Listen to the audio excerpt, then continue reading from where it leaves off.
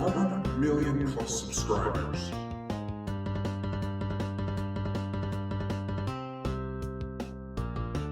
$100,000 giveaways.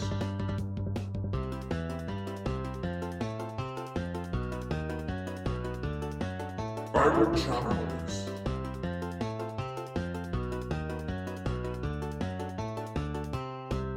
Millions of views. 1 million. Kids nowadays look up to their favorite influencers and generally want to be just like their favorite internet celebrity.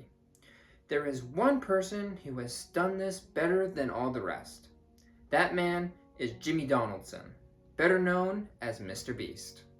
Hello Internet and welcome back to the channel. If you're new here, my name is Jack, and in today's video we are going to be taking a look at how MrBeast used new media platforms to redefine labor and identity through emotional, entrepreneurial, and algorithmically optimized performances, while offering precarious job security and constant identity management. Now, some of you might be wondering, what is new media? Well, Joe Coate from Southern New Hampshire University describes it as new media is any media from newspaper articles and blogs to music and podcasts that are delivered digitally. MrBeast used new media social platforms to generate a monopoly of views. Now, there is an argument to be made that being an influencer is easy work. However, MrBeast's standard of content creation and influencer labor is on another level. Influencer labor refers to the form of work influencers engage in, including creation, management, and monetization. Influencer labor is not always fun and easy. It is structured, demanding, and continuous.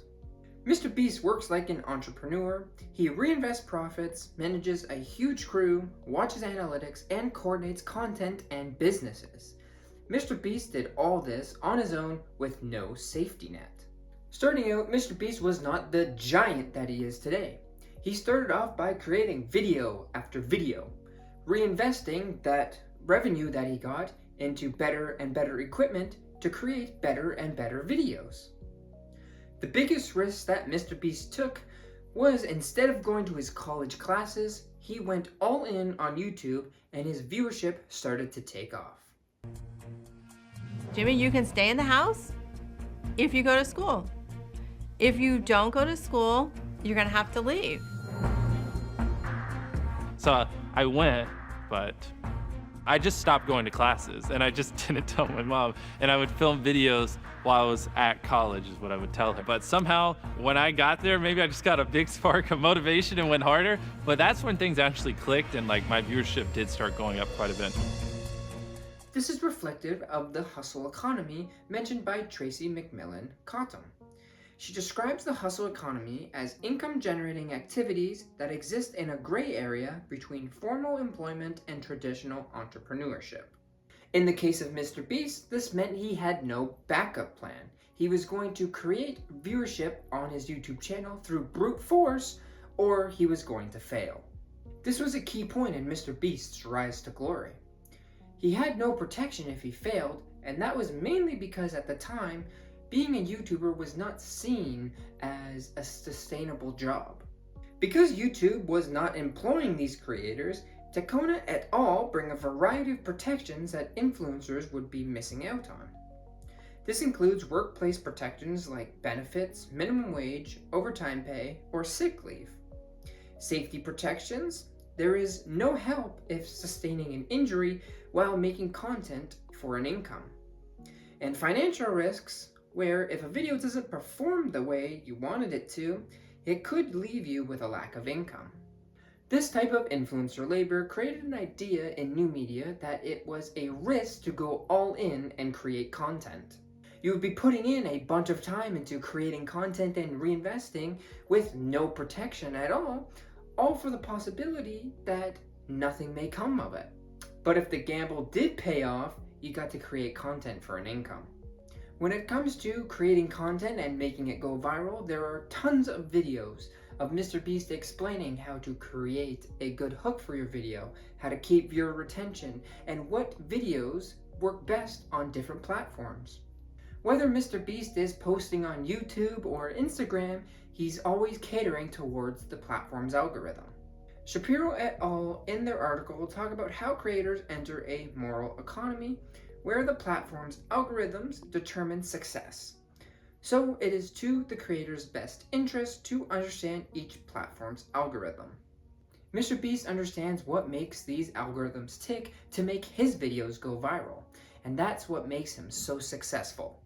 MrBeast will also hop on trends, use popular figures in collaborations, and make the content as interesting as possible to bring clicks and retain viewers. Take his Squid Game video. His thumbnail is eye-catching with a title that represents the video. He then hooks the audience in with the answer to the title to show the viewer that they're getting what they clicked on. I recreated every single step from Squid Game in real life, and whichever one of these 456 people survives the longest wins 456 grand. The first game we're gonna play is red light, green light, and they have 30 minutes to cross the red line on the other side of the huge room. So without further ado, green light. Within 16 seconds of the video starting, we are already... Not only is that part of the reason, but the quick cuts, challenges, and the popularity of Squid Game made this video his most viewed ever. Additionally, MrBeast puts a ton of time into the creation of his videos. MrBeast is a very recognizable person. He's recognized all over the world because he has built such a strong self-brand. MrBeast's brand is built around generosity, humility, and spectacle. He is performing an emotional identity that is relatable but also hyper-monetized. Alison Hearn's article on self-branding, she mentions that work on the self is purposeful and outer-directed, subject to the extraction of the value, framing identity itself as labor. This helps to explain the labor behind MrBeast's persona. He's not only performing for an audience, but he's actively producing a sellable brand of humility, generosity, and spectacle. This goes beyond YouTube and social media and extends into his Feastables and Beast Burger brands. Plus, when MrBeast uses emotional labor in his videos, for example, dramatic narratives and crying at giveaways, creates a commercial labor and is as close to reality TV as it gets. While MrBeast is capable of filming and working on YouTube videos year-round without taking breaks, it is not for everyone, and not everyone can do it. It's making a lot of noise. Why is it making that noise? It's just the wind, right? I usually film 20, 25 days a month, and I don't really get to spend much time with my fiance. So I literally picked this video so me and my fiance could spend more time together. I love you, even if you didn't take me to Disneyland. Well, not yet. But for the final... Most influencers face no job security, inconsistent pay, and psychological pressures to remain relevant. Sophie Bishop puts it that creators must constantly game the system just to survive, creating emotional and economic strain. And all of this reflects the broader idea of platform precarity. Platform precarity refers to the heightened sense of instability, insecurity, and vulnerability experienced by workers in the platform economy. Basically, you're only secure on these new media platforms if you are visible and remain relevant. A few examples of things that could jeopardize the secureness of an influencer, with them having no control over it, really, are getting shadow banned or getting suddenly demonetized. Shadow banning is basically when your content doesn't get promoted by the algorithm, so you don't generate any views because nobody sees your content. MrBeast represents the extreme of new media.